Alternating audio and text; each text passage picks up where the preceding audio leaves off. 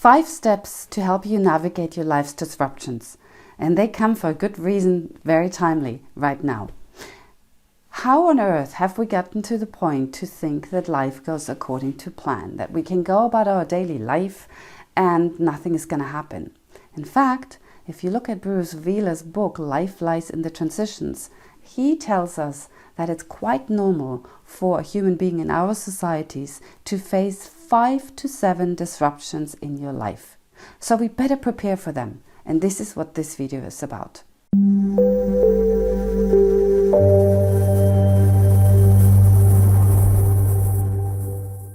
Very simply put, if you look around your own family and your friends, how many of them had already something happen to them in their lives that changed the course of their life for short or even for the entirety of their life?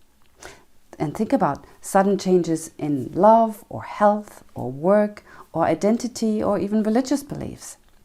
Today, and that's not a coincidence, I'm telling you about a sudden change I recently had. I had a sports injury and I hurt my neck, and with that I went through all the 4 steps that research points are happening when you face a sudden change. And I tell you how they looked like. First is shock. I could not believe that I fractured actually a vertebra in my neck when I saw the images. I was crying. Second, anger. First, I was really angry at myself because I caused it. And second, I was angry because I realized there's no way I'm going to fly to Australia. There's no way I'm going to keep up my work pace. So I was going through a lot of strong emotions. Third, then the acceptance set in. All right, there's nothing I can do. This needs to heal and I need to give it time. Do you get it, Elke? That is what I was really asking myself. And then fourth, and that's my favorite one, commitment.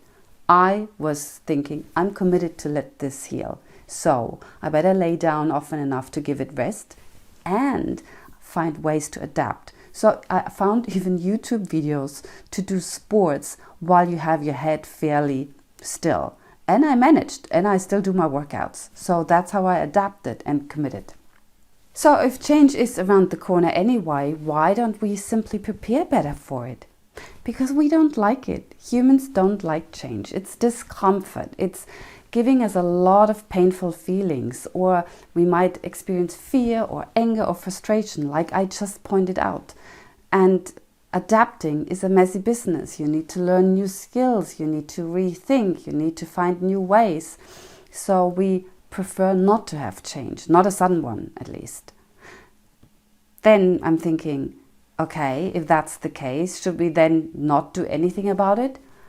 And I came up with a list of 5 things that I think are helpful to sort of have in your bedside drawer. Maybe that helps you to move through it at a better pace. Here's what I came up with. First, learn to anticipate. Learn to befriend the thought that change might happen and that sooner or later it will happen. Because if you already have that mindset and then it hits you, you feel not so shocked because you know, okay, now it's hitting me. Second, accept the emotions of it. Know that when change hits you and it's a big one and uncertain, that you have strong emotions with it and that it's okay to find fear showing up, sadness, frustration. All that is part of it. Accept that. The third one, take refuge.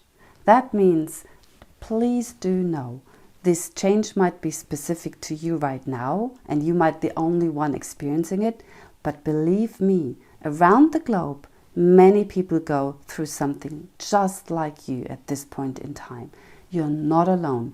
Others right now are walking with you. And the next one is get resourceful. Instead of asking yourself, oh, why me?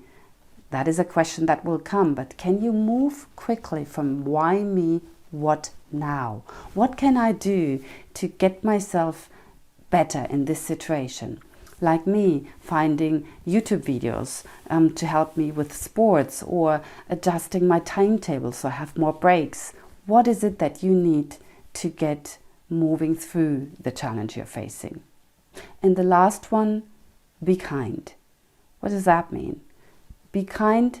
We become often very harsh when it's about change because we are in a bit of a shock situation.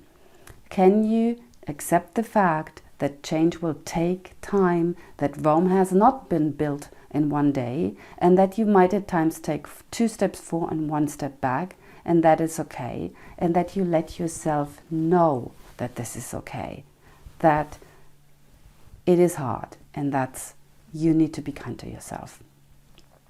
So this is my list.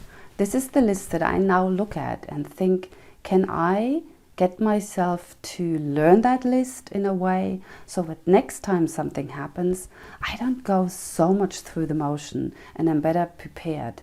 And that way I can navigate the transition better. And that's what I wish for you. That's what I wish for many of us, so that we, learn to adapt, go through, move on. Take care.